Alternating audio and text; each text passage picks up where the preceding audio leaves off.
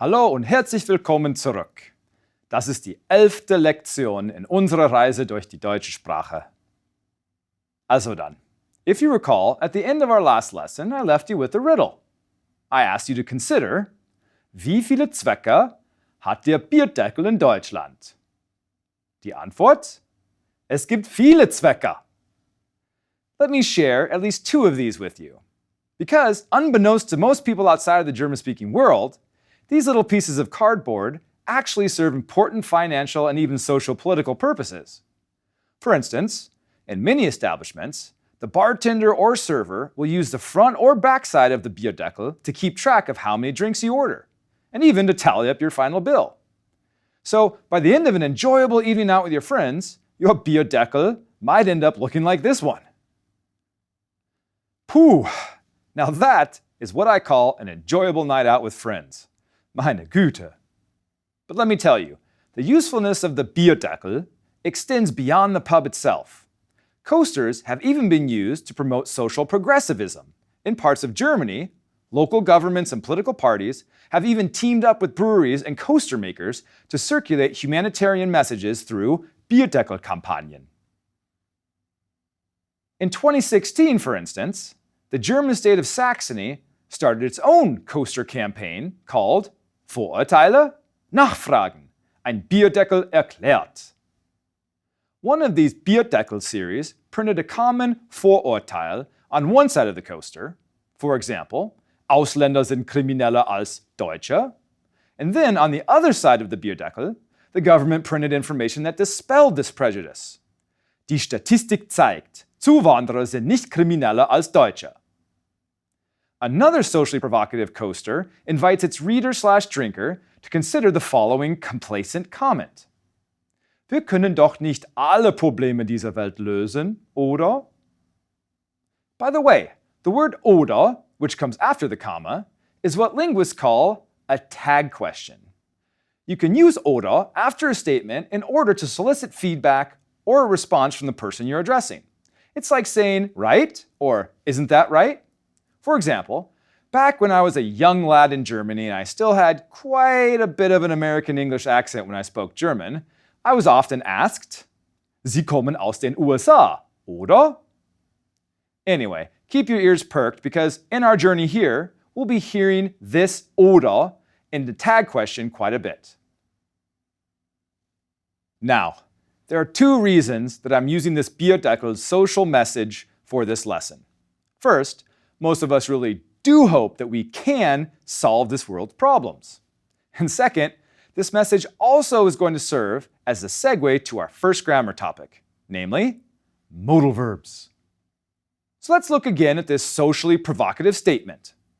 Wir können doch nicht alle Probleme dieser Welt lösen. The modal verb here is können. It means to be able to or can. And it's conjugated with the subject wir. Wir können. But let's take a closer look at the word order of this sentence. There's something new for us here. When we plug it into our word position model, it looks like this. The subject wir is in the first position. The modal verb können is in the second position. And in the third position, we actually have three items. An intensification particle, doch, followed by the negation particle, nicht. And then we have the object, which here is actually the entire phrase, alle Probleme dieser Welt. For the moment, let's set aside the particles doch and nicht. This leaves us with the construction, wir können alle Probleme dieser Welt. So far then, this is nothing new, right? We have the same subject-verb-object order that we've already learned. However, there's still something funny about this construction, right? I mean, we can't just leave it as wir können alle Probleme dieser Welt, which in English would be we can all the problems of this world. Clearly, this construction needs one more thing to make it complete. It needs a main verb, which in this sentence is lösen. You see, just like when we use a modal verb in English, the German modal verb können needs a main verb to make sense. Here, that main verb is lösen, to solve. And as we can see, lösen both stays in the infinitive form and it comes at the end of the sentence. It comes in what we're going to call the fourth slot of the WPM. Now, if we translated this sentence literally, it would go, we can all problems of this world solve. Wir können alle Probleme dieser Welt lösen. But of course, this wouldn't be English, right? It's more like Germish or Denglish. So a better translation in English would be, we can solve all the problems of this world. That would be nice.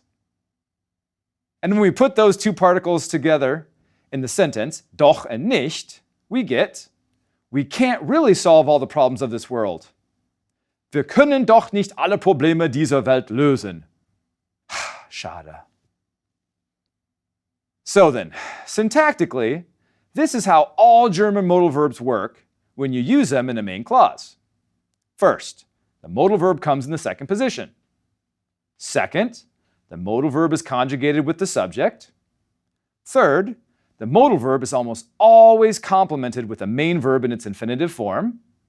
And fourth, this main verb in its infinitive form gets moved to the end of the sentence. Nun, sadly, meine Damen und Herren, it's time to say Auf Wiedersehen to our Bierdeckel and instead turn our attention to the remaining modal verbs in German. Entschuldigung. Also dann, let's start with the modal verb dürfen, which means to be allowed to. Here's how we conjugate it. Ich darf, du darfst, Sie dürfen, sie es darf, wir dürfen, ihr dürft, Sie dürfen, and Sie dürfen. Notice that dürfen has somewhat of an irregular conjugation. It takes a vowel change for du and sie es, and there's no e suffix for the ich and no t suffix for the sie es. In fact, the other modal verbs follow a similar conjugational pattern. Können, for example, is conjugated as ich kann, du kannst, sie können, sie es kann, wir können, ihr könnt, sie können, and sie können. Our next modal verb is mögen, to like, which is conjugated as ich mag, du magst, sie mögen, sie es mag, wir mögen, ihr mögt, sie mögen, and sie mögen. Actually, speakers of German often use an alternate form of mögen, namely möchten. Möchten translates to would like or would like to. So a child on vacation might say to his mom, Mutti, ich möchte schwimmen. Or, Mutti, ich möchte Eis essen. And yes, the German word for ice cream really is das Eis. The general word for ice is also das Eis. So in a restaurant, you can order eine Cola mit Eis. Ich möchte eine Cola mit Eis. Or eine Cola ohne Eis. Better yet, you could say, ich möchte eine Cola ohne oder mit Eis haben. Now, unlike its close relative mögen, the conjugation of möchten is almost completely regular. Ich möchte, du möchtest, sie möchten, sie es möchte, wir möchten, ihr möchtet, sie möchten, and sie möchten. The only thing to note is that there is no t suffix when you conjugate möchten for sie es. Sie möchte Physik studieren. Möchte Deutsch lernen. Okay. There are 3 more modal verbs we need to go over, and then we'll see how they work in real-world conversation. Alles klar? The next modal verb is müssen, which we can translate as either to have to or must. Its conjugation is also a little irregular. Ich muss, du musst, sie müssten, sie es muss, wir müssten, ihr müsst, sie müssten, and sie müssen. Notice the umlaut, there or not there. 2 more modal verbs to go. Next up, we have sollen, which we can translate as to be supposed to or should. Its conjugation is more regular than the others. Ich soll, du sollst, sie sollen, sie es soll, wir sollen, ihr sollt, sie sollen, and sie sollen. Finally, our last modal verb is wollen, which means to want to. We conjugate wollen as follows. Ich will, du willst, sie wollen, sie es will, wir wollen, ihr wollt, sie wollen, and sie wollen. Und das ist alles. Meine Damen und Herren, we can now spice up our German by modifying our main verbs with a dürfen, können, möchten, müssen, sollen, or wollen. So, let's put it all together and let's see how modal verbs really work, using an actual dialogue performed by none other than our trusted native speaker friends, Ralf und Mia Gruber. This time, the title of their dialogue is Mia und Ralf fahren nach Island. Okay, not a particularly inspiring title, but it's accurate because Ralph and Mia are going to Iceland. And in preparation for their trip, they need to buy some warm Kleidung and a few Toilettenartikel. Also dann, Herr und Frau Gruber, bitteschön. Was sollen wir für die Reise nach Island kaufen? Wir müssen warme Kleidung kaufen. Gute Idee. Ich brauche eine Jacke und einen Pullover. Darf ich auch neue Schuhe bekommen? Ja, Ralf, du darfst auch neue Schuhe bekommen. Großartig. Wir sollten auch ein paar Toilettenartikel besorgen. Echt? Was brauchen wir? Naja, ich brauche Zahnpasta, eine Zahnbürste, ein Stück Seife, eine kleine Flasche Shampoo, eine Haarbürste und Taschentücher. Was brauchst du? Ach so. Ja, ich muss auch eine Zahnbürste kaufen. Außerdem brauche ich Rasierklingen, Rasierschaum, Duschgel und Gesichtscreme. Gut. Möchtest du zu Fuß gehen oder mit dem Auto zum Supermarkt fahren? Ich möchte zu Fuß gehen. Vielen Dank, Herr und Frau Gruber, und viel Spaß in Island. Also dann, now that we've learned all the modal verbs in German and how they work, let's switch gears and focus some more on building our active vocabulary. It's high time that we learn how to say the months, die Monate, the seasons, die Jahreszeiten, and the days of the week, die Wochentage. Alles klar? Schön. Los geht's.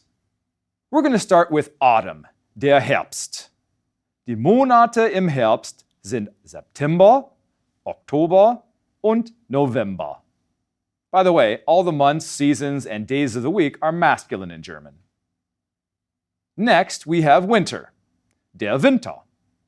Und die Monate im Winter sind Dezember, Januar und Februar. After der Winter, we have spring, der Frühling. Und die Monate im Frühling sind März, April und Mai. And finally, we have many people's Lieblingsjahreszeit, der Sommer. Und die Monate im Sommer sind Juni, Juli und August.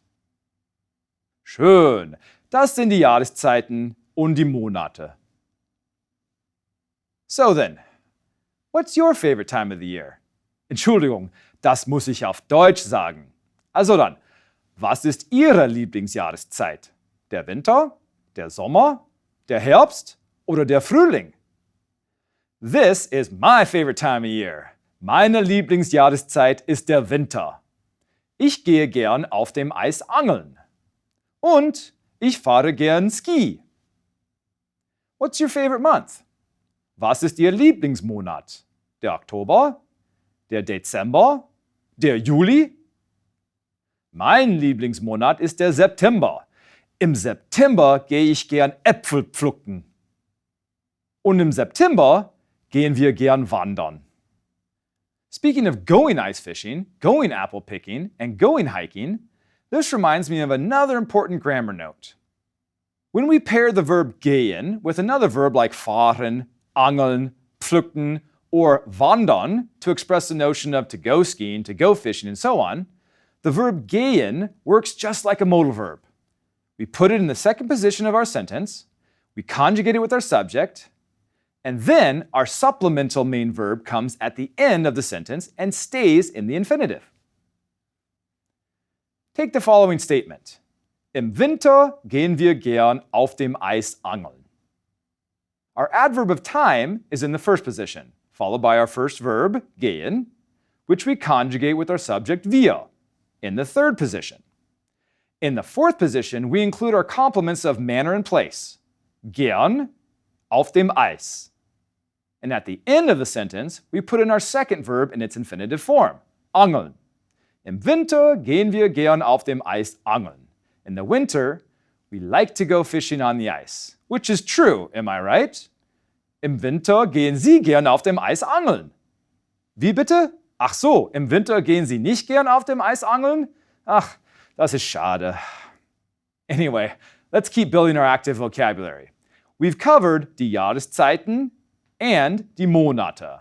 But of course, months are also made up of days of the week. Die Wochentage, also referred to as die Tage, plural, or der Tag, singular. But before we start, I have another trivia question for you. And I promise you'll know the answer to this one. Also dann, meine Damen und Herren, hier ist die Frage. Wie viele Wochentage gibt es? Richtig, es gibt 7 Wochentage. So then, let's go over these 7 Wochentage right now. We'll start with what is, of course, everybody's Lieblingswochentag, their favorite day of the week. Can you guess? Montag. After Montag, we have Dienstag, followed by Mittwoch, Donnerstag, and Freitag. As for the days on the weekend, das Wochenende, we have Samstag and Sonntag. Alles klar? As we can see, some of the Wochentage are clear cognates, Montag, Freitag, and Sonntag, while others are harder to recognize cognates. Donnerstag actually comes from Thor's day, as in the Nordic god of thunder, Thor.